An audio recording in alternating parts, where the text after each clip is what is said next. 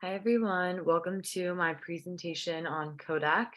I'll be covering kind of the fall of Kodak and how they failed to go digital. I thought that they were such a good example for a company that had such power and that were a monopoly and then ultimately lost that due to lack of listening to their consumers as well as making some changes in the industry based on different technology that was emerging. So before I get into all of that kind of stuff, I just wanted to give a little bit of history on Kodak.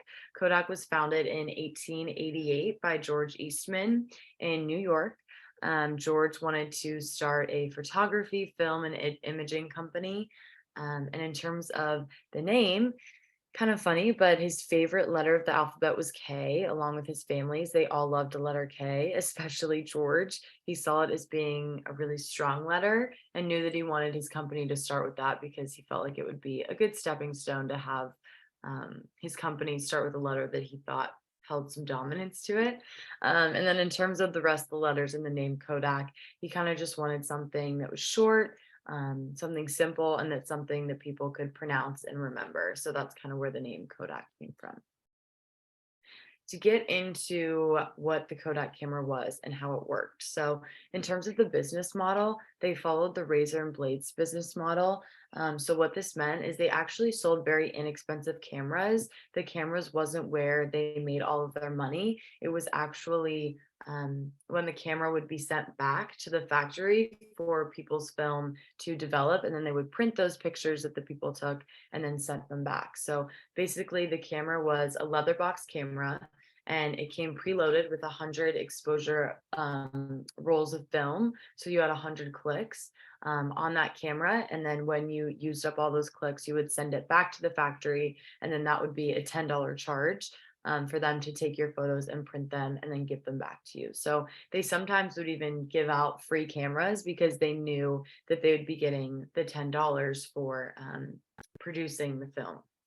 And kind of just their slogan that they kind of said was just press the button and we do the rest. So it was all about kind of you capture the moment and then we'll make that moment even more real for you and give that to you. And they did have a lot of success, which we'll talk about, but I kind of just wanted to show an advertisement in the next slide. This was one of their more popular advertisements, but it kind of just shows their emphasis on, being the moment with a film camera and their love for film photography.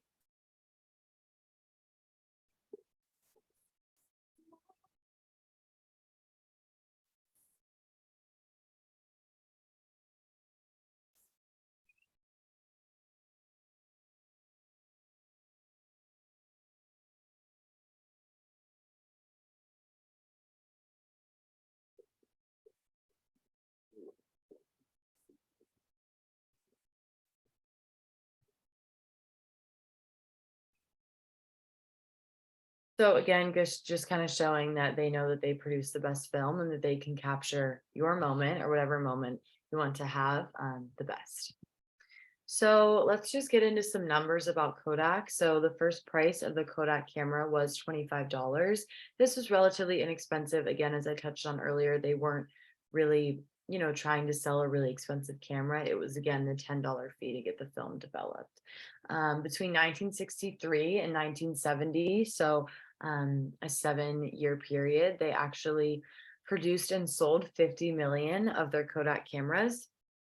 Right before that, in 1962, they had $1 billion in US sales for their Kodak camera. And then you can see, nearly 20 years later, they had $10 billion in company sales. So just like the growth of the company, you can already see they had such success and such dominance in the camera market and in the film market, that they were the monopoly at the time and they were on top of the world, and didn't really have much competition at all. And as late as 1976, Kodak commanded 90% of film sales and 85% of camera sales in the US. Again, just showing how dominant they really were and how many people trusted, relied, and loved capturing their moments on the Kodak camera. And then just kind of a more recent number, well, more recent than the other numbers. In 2005, they ranked #1 in US in digital sales, which was 5.7 billion. So as you can see, they definitely didn't have problems producing great cameras. And this was these are digital sales just in 2005. So I think it's important that we get into where the failure was, and why they failed. So where it all went wrong. So we really saw the introduction of digital technology and photography in the 1980s. That's when really consumers started switching from the film offerings to these digital offerings. They loved the digital offerings. It was more, tech savvy, and, the new crave that everybody wanted to capture moments. So we saw the drop of people using film, and film sales dropped tremendously in 2001. So really in the beginning of the 2000s, we saw that people really weren't using film cameras anymore. And during this time, Sony came out with digital offerings, and we saw a bunch of consumers and customers go to Sony to try out the digital offerings that they had. So, kind of where it went wrong for Kodak was they had very little implementation of the new digital strategy. They didn't really think that it was going to work. They thought, we're never going to lose our film customers. They love what we do, and that they'd rather have, they love the feel of a physical copy of their photos. Well, they proved wrong. Um, they did. Apple came out with a digital camera that had Apple's name on it, but Kodak actually helped produce. So they didn't totally stay away from, um, having digital products. However, they still thought that their film could be at the forefront, and that wasn't going away. They spent years arguing this point, especially with Fiji Films, which you may have heard of. There also was they were a film company, and one of Kodak's biggest competitors. But they made the switch, but Kodak still was harping on them, like, people still want film. We're not switching to digital. We know that this is right. So really, again, we see this lack of listening to consumers, and being a bit stubborn when it came to what Kodak could offer. So more about Kodak's response to this whole transition from, film to digital. So they failed in realizing that the online photo sharing was just not a new business, right? They thought, okay, we can we can help Apple create a digital camera. We can maybe offer a digital camera ourselves, but this is just kind of an expansion and another product we can offer.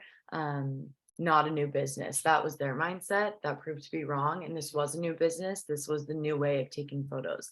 And they actually had a huge 10-year window to really, be the leader in digital cameras. They already had such experience with film photography, and they knew how to make great digital cameras. So they really had, a head start over all these other companies to be the leader in digital photography as well. Unfortunately, they did little to nothing in that 10-year gap. Something they did do, they did create the Advantix preview film. However, they spent $500 million to develop this, and it kind of flopped because they just didn't, they didn't put enough time and effort into it. And they thought that just, putting this out there and having it on the shelves would be okay, but they didn't really market it. They were still trying to market their film cameras and still trying to push their film cameras on consumers. And again, we're extremely reluctant to kind of just put the film cameras aside and only focus on digital. Again, they were certain that people love the touch and the feel of a printed image, and that their consumers would not betray them or want to go digital. And finally, after a lot of their employees came to them, but were turned down by the managing team, they finally saw that consumers were not letting up on the digital love that they had, but it was unfortunately too late. So, um, they did make some effort, but it just wasn't enough because they still put a lot of time and energy into pushing the advertising for the film cameras down the consumer's throat, which was not a good move.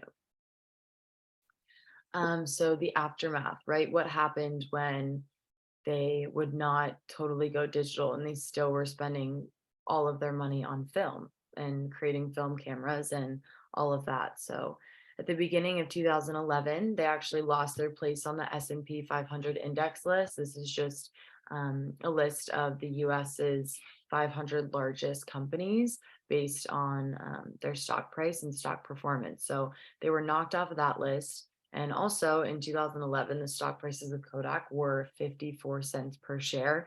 This was an all-time low. They also lost more than 50% of their value just in one year. And by 2012, they used up all their resources and cash reserves because they were one, trying to catch up with everyone, and two, still spending so much money on trying to get people to go back to film photography and the film cameras. So eventually they filed for Chapter 11 bankruptcy. Um, and since 2008, they've lost more than $1.76 billion. So I put kind of below a graph of, you can see just like this steep decline in employees and their share prices. So they've really, they were at the top, and they were on the bottom because they failed in a lot of ways. So just some final thoughts. Kodak obviously had an inability to embrace emerging business models and emerging technology that were becoming quite popular. They also failed to listen to their customers and consumers. A lot of consumers on social media and on the internet, they were raving about the new digital cameras and how, they loved, what they could provide. And Kodak again was stubborn and said, no, film cameras are better. They will make a comeback. And again, this was a company that understood photography. They made the first digital camera. So it's kind of funny when you think, okay, you were the company to create digital cameras, yet you were the company to fail the most when it came to switching over to digital cameras. And lastly, there was just no sense of urgency. They didn't think it was necessary. They thought that they had time.